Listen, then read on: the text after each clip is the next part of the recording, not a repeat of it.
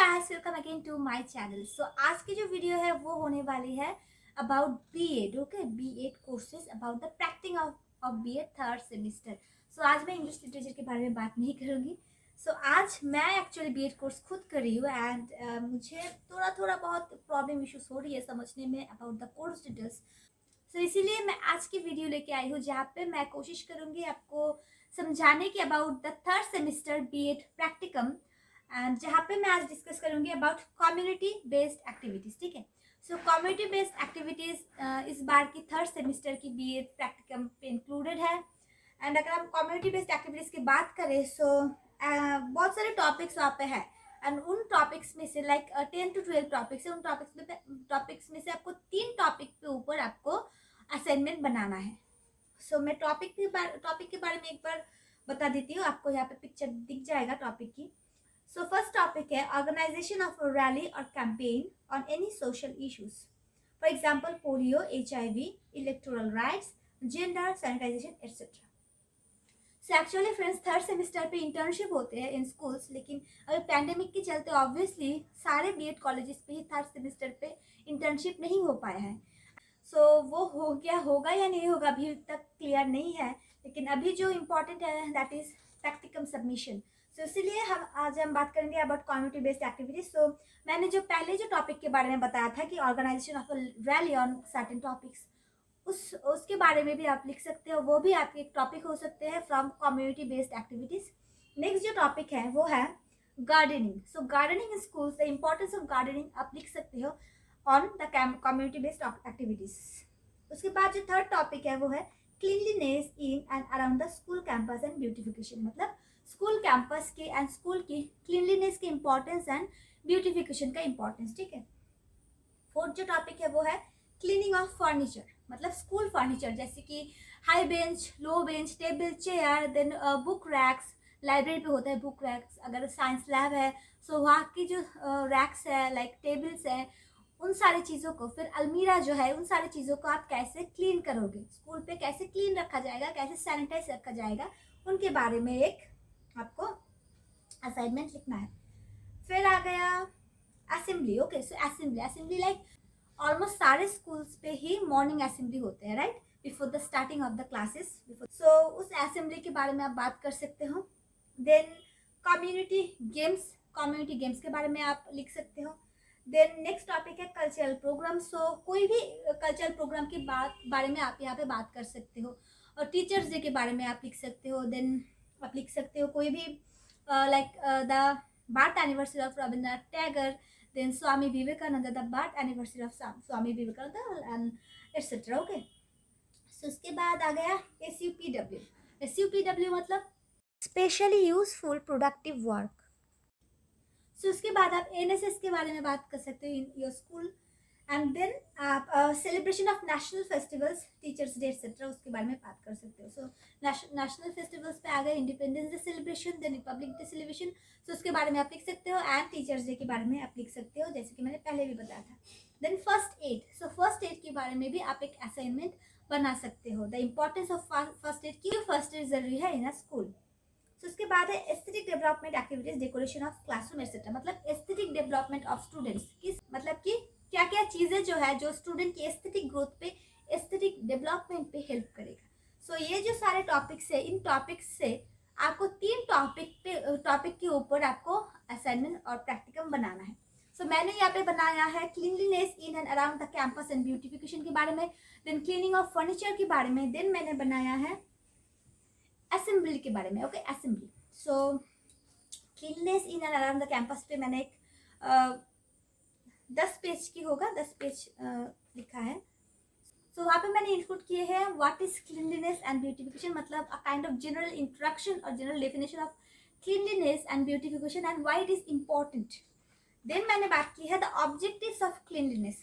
ठीक है, सो ऑब्जेक्टिव्स पे मैंने बात की है, ऑब्जेक्टिव्स मतलब द पर्पस ऑफ क्लीनलीनेस और ब्यूटिफिकेशन। सो वहाँ पे मैंने बहुत सारे पॉइंट्स के ऊपर डिस्कस किए हैं कि why cleanliness as well as beautification are important in school campus. So first जो पॉइंट है वो है for a better environment of learning, that's why it is important to make your school campus clean as well as beautiful. Then जो next point है वो है more productive teaching. Third point है improved parental involvement. Fourth point है fever absences and secret. Then fifth point है cost effective school cleaning and seventh point है healthier school building. So ये था द पर्पस और ऑब्जेक्टिव्स ऑफ क्लीनलीनेस, राइट। उसके बाद आप नेक्स्ट पॉइंट आउट करोगे importance of cleanliness and beautification. क्यों क्लीनलीनेस एंड ब्यूटिफिकेशन इम्पॉर्टेंट है, ठीक है। सो वहाँ पे आप लिख सकते हो कि school is a place for the overall development of the children or students. It is a place where one can learn so many things.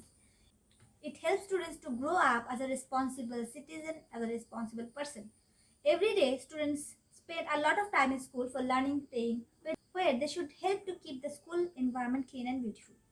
Dustbin should be used in school campuses, and dustbin should be placed at various corners in school to promote recycling of waste, to promote the idea of making the school environment clean. Then children can be encouraged to put trashes in appropriate recycling tins or recycling bins. So these are the things जो कि आप include कर सकते हो the importance of cleanliness and beautification. So इसके बाद जो next point है वो है causes of dirtiness. किस किस कारण के लिए school campus dirty हो सकते हैं. Then next point होगा different aspects of cleanliness and beautification. फिर उसके बाद आप लिख सकते हो the role of different people associated with school. मतलब role of teachers in making school environment clean and beautiful. फिर the role of student and the role of parents also, ठीक है। So उसके बाद आप conclusion लिखोगे। conclusion मतलब a kind of overall overview, right? So ये गया एक टॉपिक जो कि है cleanliness in around the campus and beautification. उसके बाद कॉमेडी बेस्ड एक्टिविटीज पे लिख सकते हो क्लीनिंग ऑफ फर्नीचर के बारे में।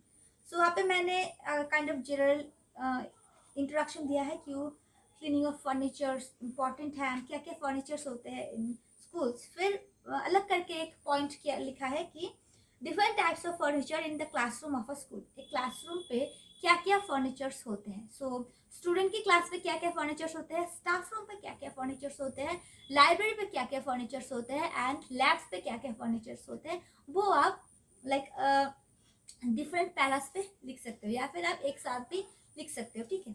उसके बाद कॉजेज ऑफ अनटाइडीनेस ऑफ फर्नीचर, मतलब फर्नीचर की डार्टीनेस की, मतलब ट्रैशेस इन फर्नीचर, डस्ट इन फर्नीचर्स की कारण क्या क्या है। कारण कॉजेज पे आप लिख सकते हो bad habit of students, then position of the school around the road, then overall cleaning facility of the school. So ये सारी चीज़ आप causes लिख सकते हो for the dirtiness of furniture. फिर जो नेक्स्ट पॉइंट होगा वो होगा necessary steps taken to maintain cleanliness of furnitures, कि क्या क्या स्टेप हमें लेना चाहिए इन ऑर्डर टू क्लीन और in order to maintain the cleanliness of furniture, ठीक है। सो उस स्टेप्स पे मतलब नेसेसरी स्टेप्स पे आप ये पॉइंट लिख सकते हो कि practising everyday cleaning habits, then throw any trashes you see in the dustbin, then आप लिख सकते हो कि put things back in the place after using, मतलब अगर आप बुक उठा रही हो एक बुक शेल्फ से, सो फिर आप उसे उसी पढ़ने के बाद उसी शेल्फ पे जाके फिर से रखो। Then cleaning of dust spider webs regularly, फिर clean up trashes regularly. So ये सारी जो चीज़ें हैं, छोटी छोटी चीज़ें आप इंक्लूड कर सकते हो in the point which is called the necessary steps to be taken for the cleanliness of furniture, ठीक है। सो अभी जो नेक्स्ट पॉइंट आप लिखोगे वो है role of different persons associated with school in relation to the cleanliness of furniture.